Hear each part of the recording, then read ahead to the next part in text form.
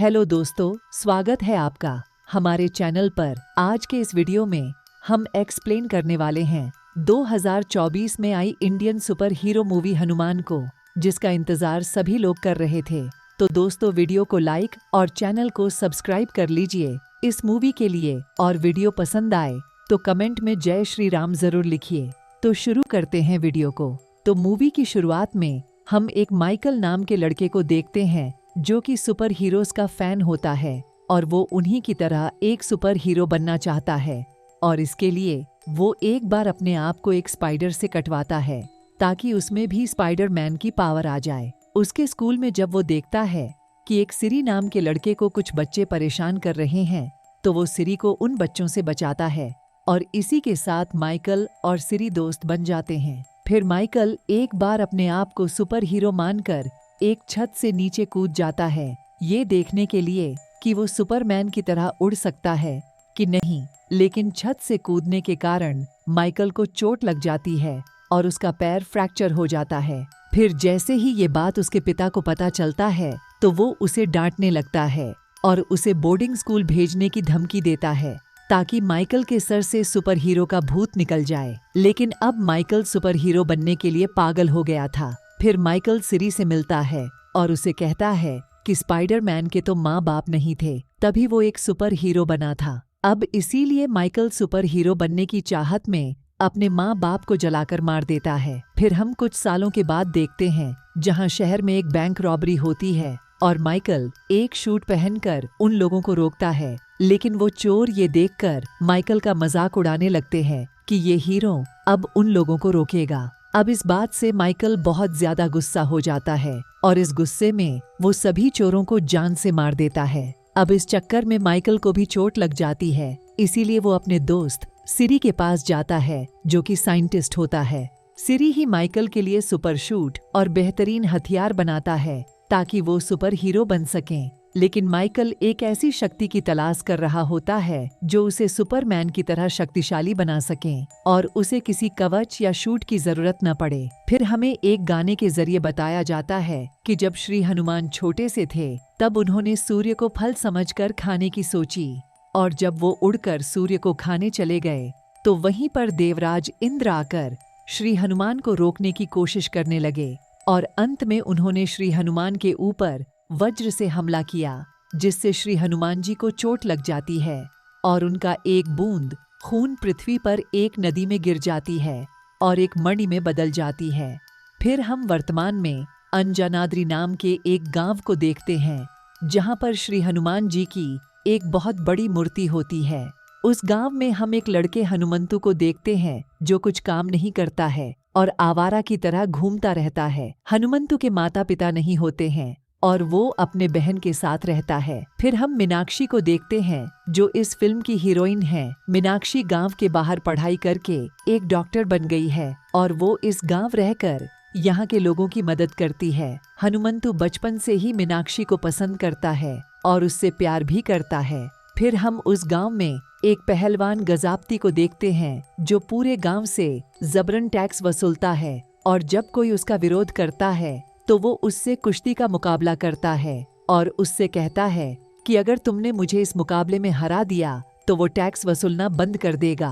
और इसी तरह वो एक आदमी से कुश्ती का मुकाबला कर रहा होता है, और उस मुकाबले को देखने के लिए गांव वालों के साथ हनुमंतु भी जाता है। फिर गजापति उस आदमी को बहुत मारता है, और ये देखकर मीनाक्षी वहां पर आती है और वो गांव वालों को समझाती है कि हम सभी गांव वालों को किसी रक्षक यानी लीडर की जरूरत नहीं है। पुराने जमाने में डाकू लुटेरों से बचाने के लिए गांव में रक्षक होते थे, और इसीलिए गांव के लोग उसे लगान देते थे। लेकिन आज के जमाने में हमें किसी रक्षक की जरूरत नहीं है और इसे कोई लगान देने की भी जरूरत नहीं है। अब ये सुनकर सारे गांव वाले मीनाक्षी की बात से सहमत होते हैं और सभी लोग वहां से चले जाते हैं। अब गजापति ये देखकर गांव वालों को परेशान करना शुरू कर देता है और सभी लोगों को लगान देने के मजबूर करता है। दूसरी तरफ अब मीनाक्षी रात में एक बस से कहीं जा रही होती है, और उसी बस में हनुमंतु उसके पीछे बैठा होता है। फिर उस बस में गजापति के लोग हमला कर देते हैं, और ये देखकर सभी लोग बस से उतरकर जंगल की तरफ भागते हैं और हनुमंतु भी जंगल में चला जाता है। फिर वहीं पर एक बाहर से आया हुआ साधु बाबा एक बाघ का रूप ले लेता है और वो हनुमंतु के सामने जाता है, जिसे देखकर हनुमंतु भागने लगता है। फिर हनुमंतु भागते हुए एक जगह पर छिप जाता है और वहीं पर उसे मीनाक्षी की आवाज आती है और हनुमंतु उसे बचाने के लिए जाता है, जहां पर हनुमंतु सभी लोगों को गुलेल से मारता है, लेकिन मीनाक्षी अचानक से गायब हो जाती है। और फिर हनुमंतु को एक पेड़ पर मीनाक्षी की चैन मिलती है, जिसे वो अपने पास रख लेता है और वहीं पर उसे मीनाक्षी भी मिल जाती है, जिसको एक गुंडा मारने वाला होता है, लेकिन हनुमंतु उसे गुलेल से घायल कर देता है। और ये देखकर बाकी के सभी गुंडे अब हनुमंतु को मारने लगता है और हनुमंतु मीनाक्षी को वहां से जाने को कहता है। फिर वो गुंडे हनुमंतु को मारते हुए पहाड़ से नीचे नदी में गिरा देते हैं और ये सब कुछ मीनाक्षी कुछ गांव वालों के साथ देख रही होती हैं और वो गुंडे भी वहां से भाग जाते हैं, लेकिन मीनाक्षी रात होने के कारण हनुमंतु का चेहरा नहीं देख पाती है। अब हम नदी में हनुमंतु को देखते हैं, जो कि अब भी जिंदा होता है और उसके पास जो मीनाक्षी की चैन होती है वो पानी के अंदर जाने लगता है और ये देखकर हनुमंतु उस चैन के लिए पानी के गहराई में जाता है और फिर हनुमंतु को उस चैन की वजह से उसे श्री हनुमान जी का वो एक बूंद खून वाला मणि मिल जाता है, जो कि पानी में बहुत चमक रहा होता है। अब हम सुबह हनुमंतु को नदी के किनारे देखते हैं, जो कि बेहोश होता है और उसे देखकर कुछ गांव वाले हनुमंतु को उसके घर ले जाते हैं। वहां पर हनुमंतु का दोस्त और उसकी बहन हनुमंतु को घायल देखकर परेशान हो जाते हैं और एक डॉक्टर को बुलवाते हैं, जो हनुमंतु का इलाज करता है। दूसरी तरफ अब गजापति मीनाक्षी को सबके सामने माफी मांगने को कहता है, क्योंकि गांव में अब भी कुछ लुटेरे हैं, जिसके कारण गांव को रक्षक की जरूरत पड़ेगी और गजापति ने ही वो हमला करवाया था ताकि गांव के लोग उसे फिर से लगान दे सके। अब इधर हनुमंतु को होश आ जाता है और वो उस मणि को देखता है जो उसे नदी में मिला था। फिर जैसे ही उस मणि में सूर्य की रोशनी पड़ती है तो हनुमंतु उसे देखता है और फिर हनुमंतु का आंखों का रंग बदल जाता है और वो पूरी तरह से ठीक हो जाता है, क्योंकि अब उसमें श्री हनुमान जी की एक बूंद खून की ताकत आ गई थी। और ये देखकर हनुमंतु बहुत ज्यादा खुश हो जाता है, लेकिन हनुमंतु को ये पता नहीं था कि उसे ये शक्तियाँ उस मणि जैसे चीज से मिली है, इसीलिए वो उस चीज को अपने घर के बाहर फेंक देता है और वो मीनाक्षी को उसका चैन देने के लिए जाता है। लेकिन रास्ते में उसे कुछ लोग मिलते हैं जो गजापति के लोग होते हैं और वो हनुमंतु को परेशान करते हैं और उस चैन को भी छीन लेते हैं। अब ये देखकर हनुमंतु उस चैन को वापस मांगता है, लेकिन वो लोग हनुमंतु को मारने लगते हैं। लेकिन अब हनुमंतु के पास शक्तियां आ गई थीं, इसीलिए वो सभी लोगों को ऐसे ही मार देता है। फिर वहीं पर मीनाक्षी भी आ जाती है, जिसे देखकर हनुमंतु उस चैन को देने के लिए जाता है, लेकिन उस चैन को एक बंदर चुरा लेता है। अब मीनाक्षी हनुमंतु से पूछती है कि इन लोगों को किसने मारा है, जिस पर हनुमंतु कहता है, इन लोगों मैंने मारा है। लेकिन मीनाक्षी हनुमंतु पर विश्वास नहीं करती है। फिर हनुमंतु उसे अपनी ताकत दिखाने के लिए वो एक पेड़ को मारता है, लेकिन अब हनुमंतु की पावर जा चुकी थी, जिससे हनुमंतु को चोट लग जाता है और ये देखकर मीनाक्षी भी वहां से चली जाती है। फिर थोड़ी देर बाद रात हो जाती है और हनुमंतु उस मणि जैसे चीज को अपने घर के पास ढूंढने लगता है और उसे वो मिल जाता है। अब हनुमंतु को पता चल गया था कि उसे वो पावर उससे ही मिली थी और वो उसे लेकर देखने लगता है और उसकी पूजा करने लगता है। अब ये देखकर हनुमंतु की बहन को लगता है कि ये कोई जादू टोना कर रहा है और वो उसे मारने लगती है, जिससे बचकर हनुमंतु बाहर चला जाता है और वो अब उस मणि जैसे चीज को मणिजी कहने लगता है। सुबह होने पर हनुमंतु देखता है कि वो मणि सूर्य की रोशनी में चमकने लगता है और वो जैसे ही उस मणि को सूर्य की किरण पर रखकर उसे देखता है तो उसमें पावर आ जाती है। फिर हनुमंतु इस पावर को दिखाने के लिए अपने दोस्त के पास जाता है, लेकिन उसका दोस्त उस पर विश्वास नहीं करता है। फिर हनुमंतु के छोटे मोटे कारनामे दिखाने पर उसका दोस्त उस पर विश्वास नहीं करता है और उसे ट्रेन को रोकने का चैलेंज देता है। और फिर हनुमंतु एक ट्रेन के पटरी के पास जाता है और वहीं पर एक ट्रेन आकर हनुमंतु को ठोक देती है, जिससे हनुमंतु को तो कुछ नहीं होता, लेकिन वो उस जगह से दूर चला जाता है। अब ट्रेन से टकराने पर भी हनुमंतु को कुछ नहीं हुआ देखकर उसका दोस्त मान जाता है कि अब हनुमंतु में सुपर पावर आ गई है। दूसरी तरफ हम एक आदमी गुन्नू को देखते हैं जिसके पास वो चैन आ जाती है उस बंदर से। फिर वहीं पर मीनाक्षी गुन्नू को देखकर समझती है कि ये वही है जिसने उसकी जान बचाई थी, और ये देखकर वो गुन्नू से बात करती है और अपना चैन मांगती है। फिर वहीं पर हनुमंतु और उसका दोस्त आ जाता है, जिसे देखकर मीनाक्षी बताती है कि गुन्नू ने ही उस रात में उसकी जान बचाई थी। और ये जानकर हनुमंतु और उसका दोस्त मीनाक्षी को सच बताने लगते हैं। लेकिन वहीं पर वो एक बूढ़े काका को देखते हैं जो जहर खाकर अपनी जान दे रहे होते हैं, लेकिन उसे ऐसा करने से ये चारों रोक लेते हैं और उसे जहर खाने का कारण पूछते हैं, जिस पर वो बूढ़ा आदमी बताता है कि गजापति के लोगों ने लगान के नाम पर उसका सारा अनाज ले गया है और अब उसके परिवार के पास कुछ भी नहीं है।